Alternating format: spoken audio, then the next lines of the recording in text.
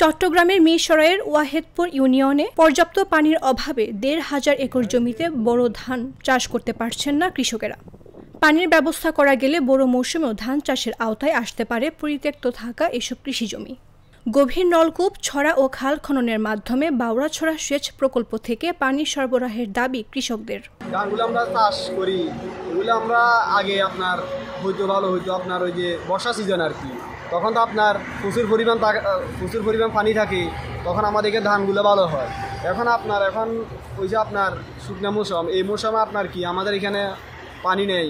এখন আপনারা ব্যবস্থা যদি করতে পারেন বা বাবুছড়া থেকে বা আপনার ওই যে থেকে একটা নলকূপের ব্যবস্থা যদি করেন, তাহলে আমরা এখানে সামনে আগামীতে আপনি এরিজান, তারপরে বিভিন্ন আপনার শাকসবজি এগুলো সবগুলো আমরা উৎপাদন করতে পারি। পানি পেলে শস্য উৎপাদন বাড়ার পাশাপাশি বাড়বে আবাদি জমির পরিমাণ। উপজেলা কৃষি অফিসের তথ্যমতে ওয়াহেদপুর ইউনিয়নে মোট কৃষি জমির পরিমাণ প্রায় ২০০০ একর, যার মধ্যে ৩ ফসলি জমির পরিমাণ ৪২৫ একর, বোরো ধান আবাদি জমির পরিমাণ ১২০ একর, শাকসবজি আবাদি জমির পরিমাণ ৫০০ একর। বাকি ৯৫৫ একর জমিতে পানির অভাবে চাষাবাদে বেগ পেতে হয় কৃষকদের। এখন দীর্ঘ প্রায় ১৫-২০ বছর যদি এই সরার কোনো কাজ খনন কাজ হয় নাই, খনন কাজ না হওয়ার কারণে এই সরাটা একেবারে জমির মধ্যে মিশে যেতেছে। এখন জমির মালিকেরা, দুনো পাশে জমির মালিকেরা ওই ছড়াটা দখল করে ফেলতেছে।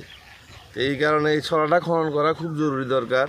এবং যদি বাউছড়া পানি সেচ প্রকল্পের পানি এই বিলে পৌঁছানো যায় এই ছড়ার মাধ্যমে বা পাইপ লাইনের মাধ্যমে, তাহলে এই এলাকার সব কৃষক উপকৃত হবে এখানে এবং ৩ ফসলি চাষ হবে।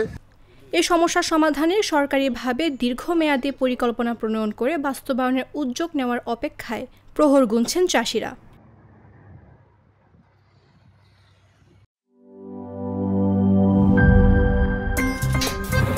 আমার একটা স্মার্ট সিদ্ধান্তে 25% গ্যাসের খরচ কমেছে। ভাবছেন কিভাবে? সাধারণ গ্যাস স্টোভ বদলে আমি এনেছি আরএফএল গ্যাস স্টোভ। এর সাইন্টিফিক নজল ও ব্রাস বার্নার ক্যাপ সমানভাবে তাপ ছড়িয়ে রান্না করে দ্রুত, তাই গ্যাসও বাঁচায় 25%, টাকাও বাঁচে 25%। আরএফএল গ্যাস স্টোভ নিরাপদ ও গ্যাস সাশ্রয়ী।